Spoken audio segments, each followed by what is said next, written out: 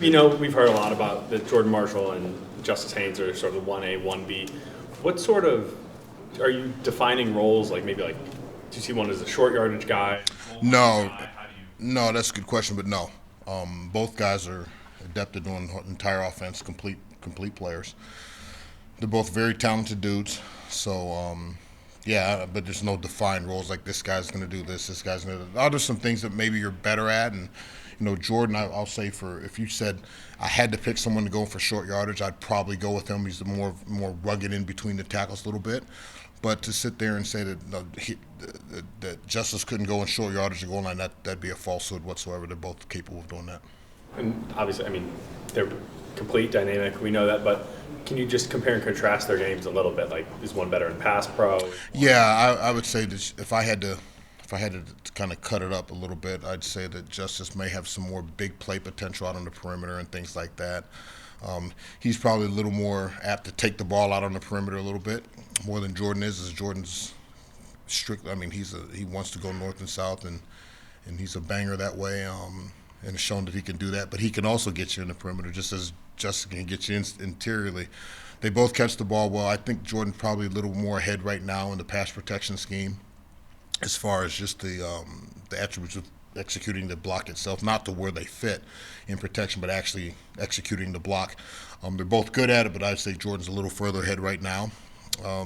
But I would say I think Jordan might get mad at this, but I'd say that Justice probably has a little more top end speed. So those would be different, but they're both capable of doing all those things. On the left, Chris. Who will be the first carry on Saturday? Don't know yet. We're going to go through practice. We've heard the 1A, 1B, all those things. So we're going to go through another day of practice and we'll decide. And quite frankly, I don't care. Both of them are going to play an extensive amount, and they both know that. I've talked to them both about that as far as the rotating and things that they're both fully aware of that's going to be how it goes. But who gets the first carry, I don't know. It really doesn't matter. And then Jasper, I think it was Sharon said on Monday that he had kind of emerged as a potential number 3. Potentially, Micah Kapana's really had a good couple weeks. Kuzdal's done well. So yeah, we'll see. We'll see how that works out too. Who goes in that third slot? Stay on the left, Anthony. Chip has a history of getting the backs a little more involved in the passing game. Yeah. How has your room improved there, and who stood out the most in that area? Wow, I think all of them actually caught the ball pretty well. I think the one guy who I think is very dynamic in space would be Micah Kapana. He's just a little smaller. He has gotten bigger, but and gained some weight that he needed to do.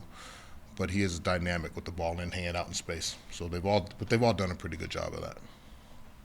On the right here, Zach. When you first recruited Justice out of high school, what was one of the first things you noticed about him? And then also, how have you seen him grow since that point? Yeah, I'd say he loves ball. Loves ball. And the way he takes care of his body, his approach every single day. He's in the film room a lot. He's got a very, very high football IQ, and he studies the game. And that's what I saw out of high school, and it's just continued on even more. Obviously, I wasn't with him those first couple of years, but even more so now. The kid watches film with me every night. After practice, he sits with me and watches the tape and goes over it. And he's in this building an awful lot, watching a lot of Tim, so he studies the game. And what do you see from his day-to-day, and then also just the competitiveness that he attacks every day with? Like I said, it's day-to-day. He's a football guy. Now, granted, he's got his degree, right, from the University of Alabama, so he's got a little bit more time than maybe some of the other guys to spend in this building and watching film and studying. But the way he approaches his body and taking care of his body as far as nutrition, sleep, hydration, all of those things, it's almost overboard, right? That he does such a great job with, and he's brought that maturity. He's very mature that way. He's brought that into our room, so a lot of guys get to see it. I think it's great for Jasper to be able to see, and then Jordan for that matter as well, to be able to just see the mentality and approach that he has to his daily walk in football. On the right here, Aaron. You mentioned not necessarily having defined roles for Justice and Jordan. How are you going to decide on snaps and? Again, we're going to rotate, and now what that rotation is at 2 series, I don't know. That'll play itself out, and I think a lot of game situation kind of takes place too. And you look at Jordan, if you remember in the bowl game, if we go back, we go into the bowl game, and him and Ben Hall were kind of sharing carries and rotating, and then Jordan started getting hot, and so we just went with the hot hand. So I'd assume we just continue to do it the same way. Sam? Does it make your job easier having two running backs that can sort of do it all as opposed to like one specific guy? Absolutely. Yeah, I mean, they say it's kind of like that kid with got all the toys, right? And the more you have, the better. So I think the more talented players you have, and I don't want to say easier. I don't know if that's the right word, but yeah, it's good to have multiple guys that can go in and play. And the whole deal is we have to make sure that we're playing at championship level type football and winning football. And to have as many players as you can to be able to do that is a benefit. In the back right there, Charles. Yeah, how would you describe Jasper's game, and what do you think he still needs to work on? Yeah, Jasper's going to be a really outstanding player. I mean, extremely outstanding player. He's a big, strong, physical kid. He's got really good vision. I think one of the things, he's a little taller than most of those guys in that room, but he has the ability to kind of sink his hips into contact and plays behind his pads really well. He's elusive. He's got really, really good vision. As far as where he needs to improve, is just improve on the details, I mean, where's your hand placement in blocks? How are you carrying your hands before you approach a block? Just little things and just the details. But you got to, in his defense, he's played college football for what I think we've had 23, 24 practices. June doesn't count. July doesn't count. He wasn't here in the spring. So really, he's only played football for 24, 25 days. And the detail that we need to have. And so he's continually getting better and better. He's got an extremely bright future here. In the back there, Andrew. For the run game or the offense in general, can you speak to the preparation going against a team that has a new coaching staff? It's first game of the year, new coaching staff, a lot of new players. Yeah, you can kind of, much like them, they've got to evaluate us too. We got a lot of new players, new scheme too, right? So I think a lot of that just comes back to what do you do, and you're kind of playing against a faceless opponent, and it's how do you improve every day in what you're doing in your skill set, in the basis of what you run with your offense, and how do you just improve every single day, and that's really how you have to prepare. And you have an idea what you think they're going to do based on film study and guys that were previously where they came from, the best you can, and just try to keep it good and tight, and keep it kind of simple, and here's what we think we're going to get. So let's just make sure we're very precise in what we're doing that way. So that's the best way to do it. Back left, Alejandro. No, you may not be able to talk specifics, but You're going to ask anyway. I am going to ask anyway. That's good. As you've been at Michigan for a year now, what are the things in recruiting that you can sell about the program that you have found to be successful? Yeah, this block M's amazing, and it's different.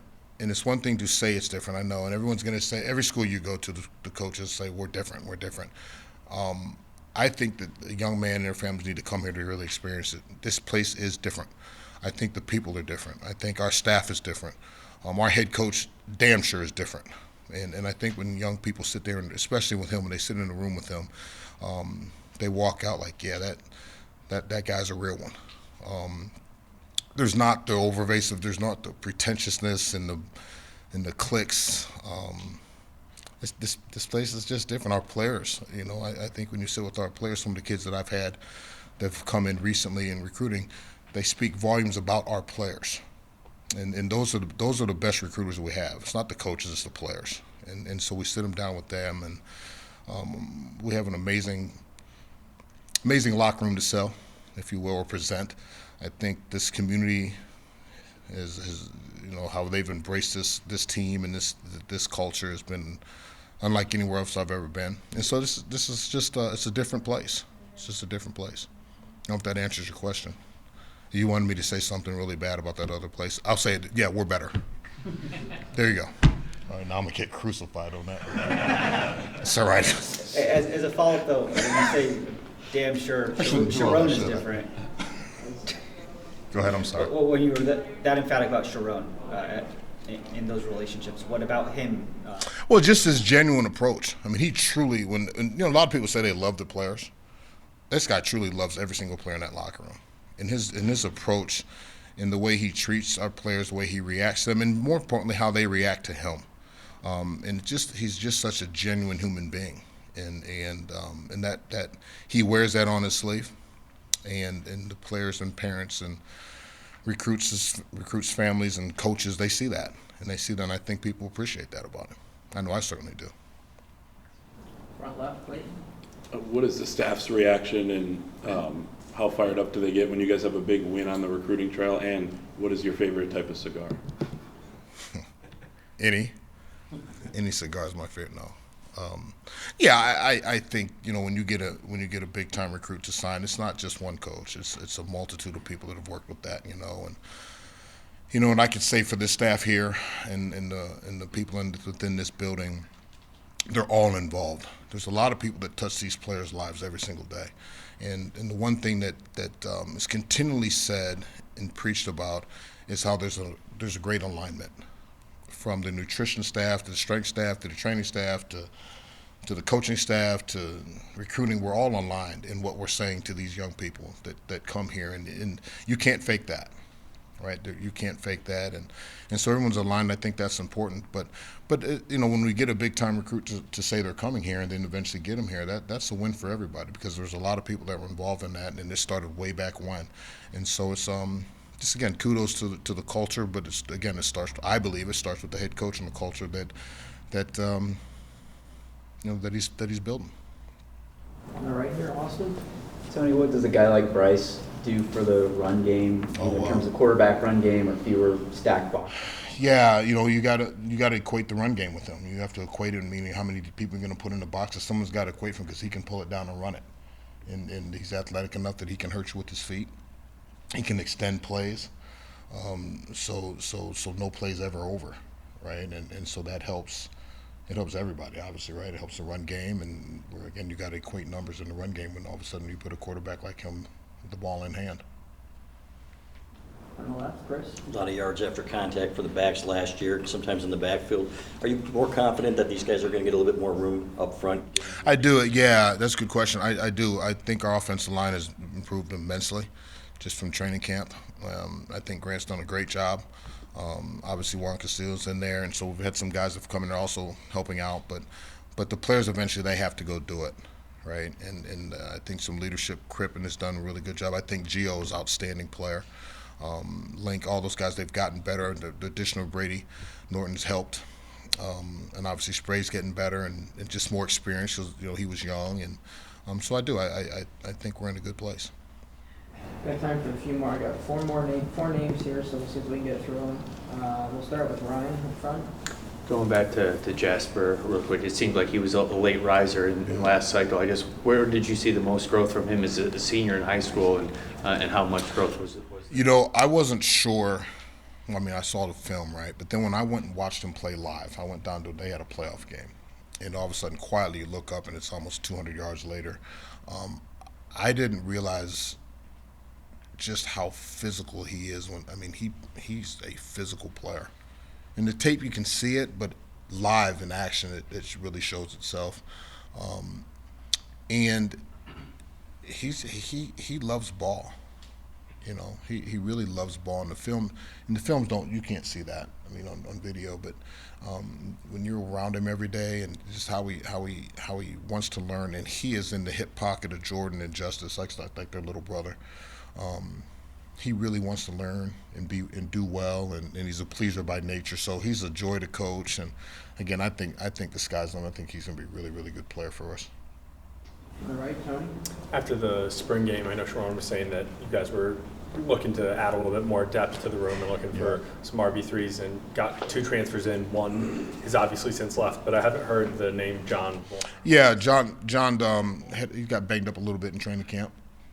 Nothing too major, but he'll be, he'll get back in the fold here soon and get running around. But he's great to have in the room. Very mature kid, obviously a Princeton grad. So, he's smart. He's as smart as they get, right? But great kid. He's great for the room. Like I said, brings a lot of maturity to the room. So I'm looking forward to watching him grow too. Back right there, Angelique. Tony, games are generally shorter now, maybe fewer offensive plays run. How do you keep everybody happy with touches? Well, first of all, my job is not to keep them happy, right? So I don't know. And, as a competitive player, I don't know if you're ever happy with, the carries that you get or touches that you do or don't get. But at the end of the day, we're here to win games, right? And I think that when you have a culture in the room and a culture in the locker room, the guys are selfless. They're not really going to be caught up and worried about, or hopefully they're not caught up and worried about, well, how many touches did I get? How do you help the team win? And if that means you get 5 carries or 15 carries or whatever have you, it is what it is for that week. And it's a long year. It's a long season. And so there's a lot of things that can happen. You got 12 games plus 2 open weeks before you even get to the championship game or playoffs. So there's a lot that can transpire in that frame of time. And so and just keeping guys locked in on the here and now, and how do we just improve as a unit and as a team. That's really the main focus. And on Max, he and Jordan seem to have a really unique relationship. What does Max bring to your group? And I know Who, Brady? Yeah. Toughness. I mean, that guy is rugged. Rugged football player. And he is a consummate team player. He really is. And, you talk about guys that have roles, right? And people have roles on the team. And he's got an amazing role. He knows what it is, and he plays it to some degree. And great leader. He's a great leader. Our players love him. Every coach in the building, every player loves him. But the running backs adore the guy. Obviously, he's kind of the fullback, if you will. But he is a tough dude, and he's great to be around. Last question, Anthony? I guess when you have 2 running backs that are, you guys consider 1A and 1B, how much, and I know it's all based on game flow and the amount of snaps, but what do you envision for the amount of work a number 3 guy might get? Yeah, that's hard to say. It's some of those might be packages. That third guy might be a package situation where you're putting him in certain scenarios. It might be somebody, it's the clip on their helmet goes out, and they got to kind of replace him real quick and come in. So to say what that role is or how many plays is defined for that, I think that's a week by week deal. And so I don't know if that'd be to be able to fairly say it's going to be this, and put myself in a corner and say this is what it's going to be, and then all of a sudden I'm caught to be a liar. So, among other things, especially after what I just said about here and there, it's probably more about the other things, What else? How about touch count for the big 2? Yeah, just depend. No, we don't know. I don't know how many carries we're going to get, right? So, and like she talked about, games being shortened, throwing the ball. We got some if let's say you're in an RPO game, in RPO world, how many balls are? There's a lot of times where plays are called to run it, and all of a sudden you're spitting it. So who's to say how many carries are going to go? So I can't answer that. I can't answer that. Honestly. Didn't run a lot of RPO last year. Is there more of that? I don't know. We'll see. Just like do we have that stuff? Yeah, of course. Everyone's got it. So how much do you run it? I don't. Time will tell, and game situations, and how many carries are going to go and how many balls are being thrown. It's all game situation stuff. Is there anyone on Ohio State's staff you We're stay in touch with? I got JB in the back. No, I'm going to answer this one. Is there anyone on the staff at Ohio State that you stay in contact? Yeah, there's a couple coaches. I probably shouldn't say their names because they might get in trouble. But you say what? I said for the guy who didn't want to be. Yeah. Because she got me started on something. Yeah, there's a couple guys I still stay in contact with that are friends of mine down there, and but not many. C.J. Hester's departure, was that just an expectation thing, or what? Yeah, he C.J. had to do what he had to do. So good luck to him and his future endeavors. We'll go from there.